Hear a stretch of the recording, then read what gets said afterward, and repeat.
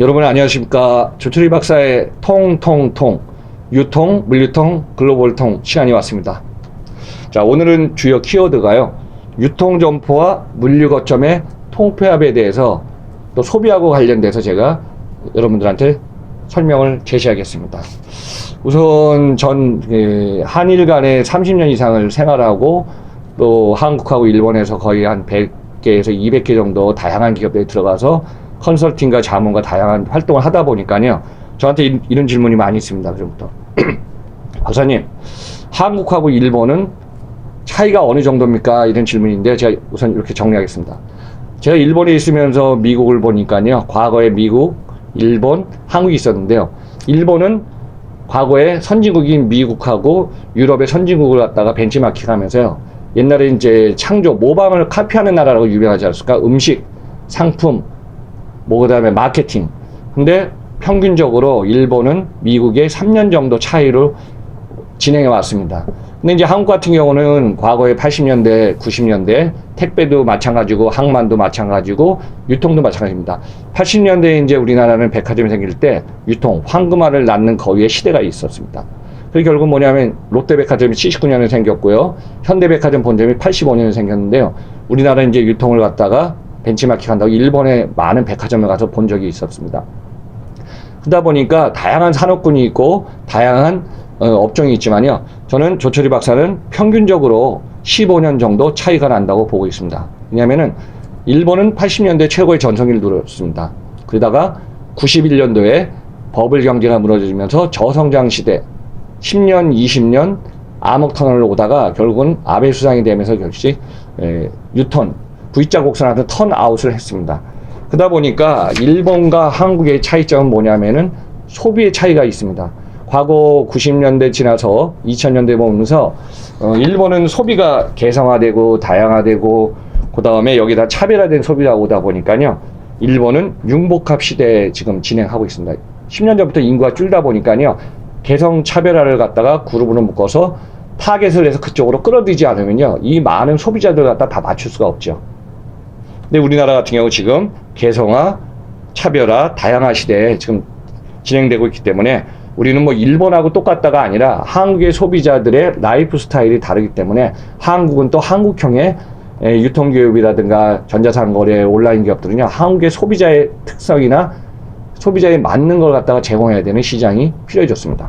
자, 두 번째는요. 유통과 물류기업이 최근에 트렌드가 아니라 완전히 완세트가 됐습니다. 그러다 보니까 유통기업이 물류를 하는 건 당연하고요. 또 물류기업은 유통을 알아야 되는 게 당연합니다. 제가 2016년에 CJ에서 충무로 해서 이제 CJ 그룹에 초청 강연을 할 때 이런 얘기를 했습니다. 결국은 유통기업은 물건을 많이 가져오면 바잉 파워를 해서 이제 제조해서 가격이 싸지는데요. 물류기업은 화주, 제조, 유통, 전자상거래 기업의 맞춤형을 가야 되는데 결국은 화주가 물건을 파는 건 어디죠? 소비자입니다. 그래서 우리는 화주의 앞단에 있는 소비자들의 흐름을 갖다가 물류기업들도 파악을 하고 시장을 리드할 수 있는 어떤 그런 예측을 좀 해야 된다고 제가 거기서 키워드를 제시한 적이 있습니다. 그만큼 유통과 물류기업이 최근에는 과다 경쟁 시대가 되다 보니까요. 여기서 중요한 포인트 말씀드리겠습니다. 가치 경쟁을 상승하지 않으면요. 말하자면 과다 경쟁 시대에 경쟁 우위를 확보해서 나가지 않으면요. 결국은 비슷한 위치에서 서게 됩니다. 그래서 저는 기업들은 가치 경쟁의 지금 시대에 와 있다고 보고 있습니다.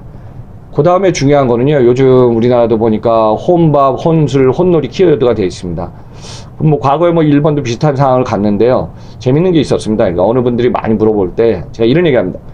뭐 일본은 밥 먹을 때 어떻게 하죠? 혼자 도서관처럼 그냥 테이블 칸막이를 줘갖고 거기서 밥을 먹고 있어요. 과거에 이제 우리 한국 사람들은 이해를 못했어요. 노래방 가면 어떻게 했죠? 1인 노래방에 들어가서 여기다가 노래하고 또 테이프 뽑아가고 했거든요. 근데 지금 우리나라가 앞으로 5년, 10년에 인구가 줄지요.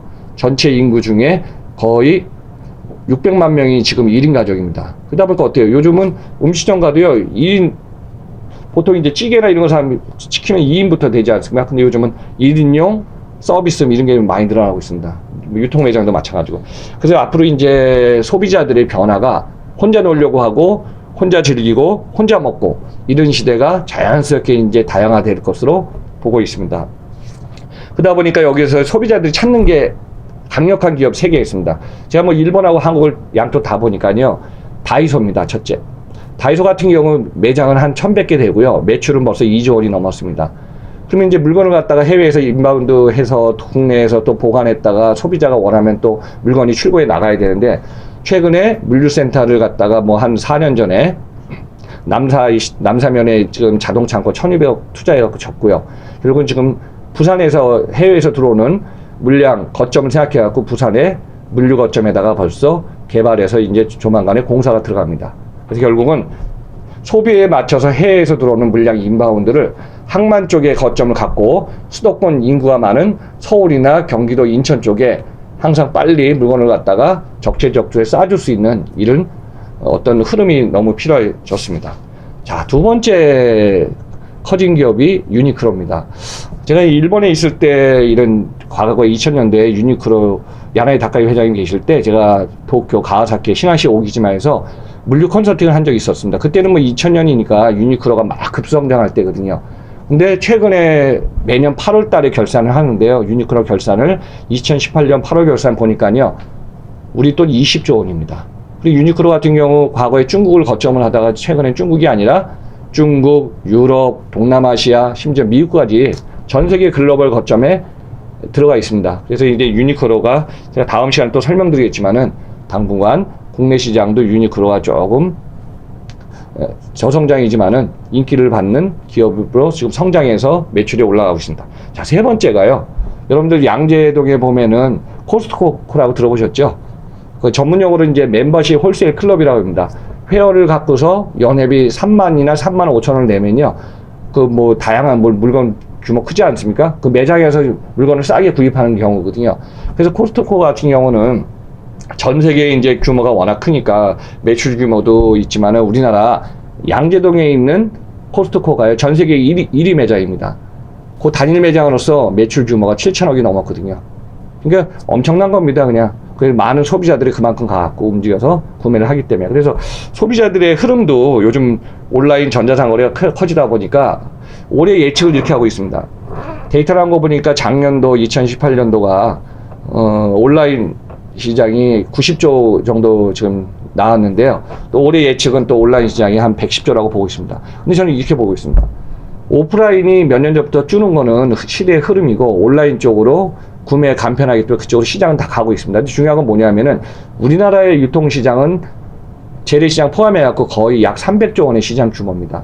그래서 이제 온라인이 계속 느는 건 사실이지만은 대형마트 포함해서 오프라인 매장이 온라인과 경쟁을 하려면은 지금 점포의 혁신도 그렇고 또 좋은 상품 어서트먼트도 그렇고 이런 부분이 앞으로 큰 경쟁력의 과제가 될 것으로 보고 있습니다.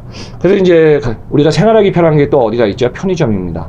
가면 갈수록 우리 생활의 시간과 장소와 구매의 편리성 때문에 집 근처에 있는 편의점 가서 물건을 쉽게 사는데요.